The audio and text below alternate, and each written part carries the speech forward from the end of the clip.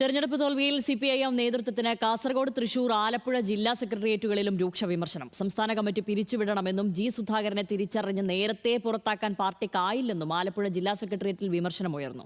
സ്ഥാനാർത്ഥി നിർണയത്തിലെ പാളിച്ച പരാജയത്തിന്റെ ആക്കം കൂട്ടിയെന്നാണ് കാസർഗോഡ് ഉയർന്ന വിമർശനം. UDF തരംഗത്തിലും പിടിച്ചു നിൽക്കാനായെങ്കിലും ജില്ലയിൽ പാർട്ടിക്കുള്ള ജനപിന്തുണ ഇടിഞ്ഞെന്ന് തൃശൂരിൽ വിമർശനമുയർന്നു.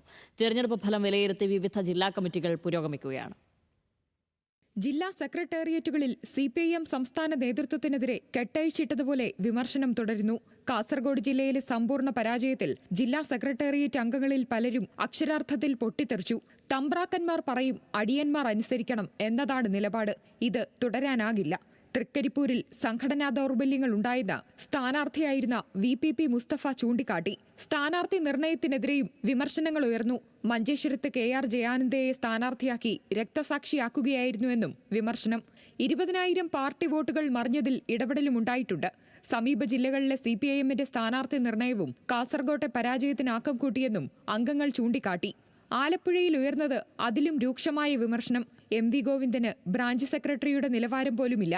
പിണറായി പ്രതിപക്ഷ നേതൃസ്ഥാനത്തിരുന്നാൽ പാർട്ടിക്ക് തിരിച്ചുവരവുണ്ടാകില്ല.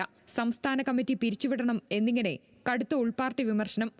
സുധാകരന്റെ കാര്യത്തിൽ പാർട്ടിക്ക് പിഴച്ചു. പാർട്ടിക്ക് മുകളിൽ വളരുന്നതിനു മുൻപ് സുധാകരനെ പുറത്താക്കണമായിരുന്നുവെന്നും കൂടെ നിർത്തിയിരുന്നെങ്കിൽ വൻ തിരിച്ചടി ഒഴിവാക്കാമായിരുന്നുവെന്നും രണ്ടഭിപ്രായമുയർന്നു. തൃശൂർ ജില്ലാ സെക്രട്ടേറിയറ്റിലും അംഗങ്ങൾ നേതൃത്വത്തിന്റെ വീഴ്ചകൾ എണ്ണിപ്പറഞ്ഞു. UDF തരംഗത്തിലും പിടിച്ചു നിൽക്കാനായെങ്കിലും ജില്ലയിലും ജനപിന്തുണ ഇടിഞ്ഞു. വിജയിച്ച 9 മണ്ഡലങ്ങളിലും മുൻ വർഷങ്ങളെക്കാൾ വോട്ട് കുറഞ്ഞു.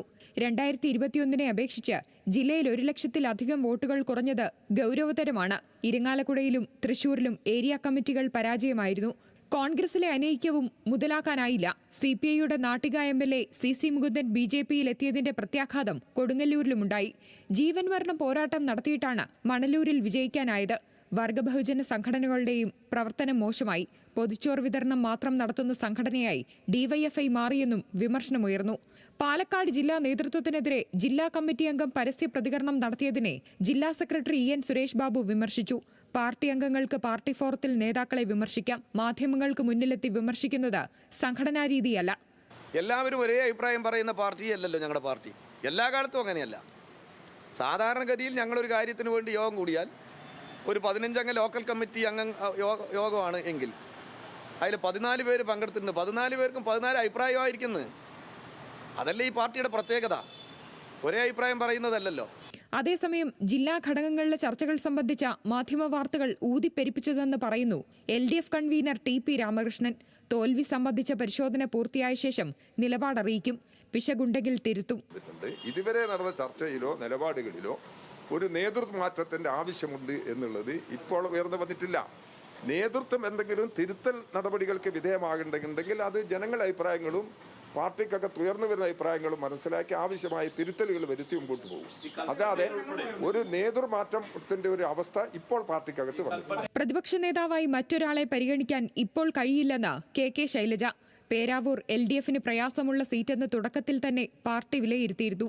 നല്ല മത്സരം കാഴ്ചവെച്ച് സീറ്റ് പിടിച്ചെടുക്കാമെന്നായിരുന്നു പ്രതീക്ഷ. ഞങ്ങൾ ഒരുപാട് ചർച്ച നടത്തും. ഏത് സീറ്റിൽ എങ്ങനെയാണ് അതിൻ്റെ വിജയസാധ്യത എന്താണ്. ആ ചർച്ച എന്നോട് മത്സരിക്കാൻ പറഞ്ഞാൽ ഞാനായിട്ട് നടത്തുന്ന ഒന്നല്ല.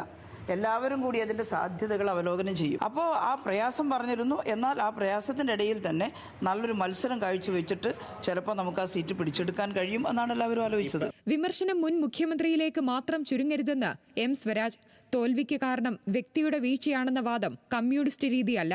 ഒരു തെരഞ്ഞെടുപ്പിൽ പരാജയമുണ്ടായാലും വിജയമുണ്ടായാലും അത് ഏതെങ്കിലും ഒരു വ്യക്തിയിലേക്ക് കേന്ദ്രീകരിക്കുക എന്ന് പറയുന്നത് ഒരു ശരിയായ സമീപനമേ അല്ല.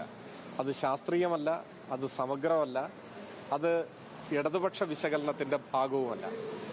വിജയമായാലും പരാജയമായാലും ഒരു കൂട്ടായ പ്രവർത്തനത്തിൻ്റെ അടിസ്ഥാനത്തിലാണ് വിലയിരുത്തപ്പെടേണ്ടത്. വലിയ പരാജയം ഏറ്റുവാങ്ങിയ രാഷ്ട്രീയ പശ്ചാത്തലം പാർട്ടി വിശദമായി പരിശോധിക്കുമെന്ന് സംസ്ഥാന സെക്രട്ടറി MV ഗോവിന്ദൻ. ഒറ്റക്കെട്ടായി ഉത്തരവാദിത്തമുള്ള പ്രതിപക്ഷ പ്രവർത്തനം നടത്തും. ഒരു പ്രതിപക്ഷത്തിൻ്റെ ഉത്തരവാദിത്വം എന്ന് പറയുന്നത് ക്രിയാത്മകമായ ഏറ്റവും ശരിയായ വിമർശനങ്ങൾ ഉൾപ്പെടെ ചേർത്തുകൊണ്ട് ഗവൺമെൻറ്റിനെ കാണുക എന്നുള്ളതാണ്. ഗവൺമെൻറ് നടത്തിക്കൊണ്ടിരിക്കുന്ന എല്ലാ നല്ല കാര്യങ്ങളെയും അംഗീകരിക്കും. വിമർശനാത്മകമായി കാണേണ്ടതിനെ വിമർശനാത്മകമായിട്ട് മുന്നോട്ടേക്ക് വെക്കുകയും ചെയ്യും, കാര്യങ്ങൾ അവതരിപ്പിക്കുകയും ഈ നിലപാടാണ് ഞങ്ങൾ സ്വീകരിക്കുന്നത്. ജില്ലാ സെക്രട്ടേറിയറ്റുകളിലെ ഉൾപാർട്ടി വിമർശനത്തിന്റെ തീച്ചൂളയിലുരുകി പാർട്ടി സംവിധാനം ജില്ലാ കമ്മിറ്റികളുടെ വിലയിരുത്തലുകളിലേക്ക് കടക്കുകയാണ്. ജില്ലാ കമ്മിറ്റികളിലും നേതൃത്വത്തിനെതിരായി കടുത്ത വിമർശനം തന്നെ ഉയരും. വിവിധ ബ്യൂറോകൾക്കൊപ്പം ന്യൂസ് ഡെസ്ക്, ന്യൂസ് മലയാളം.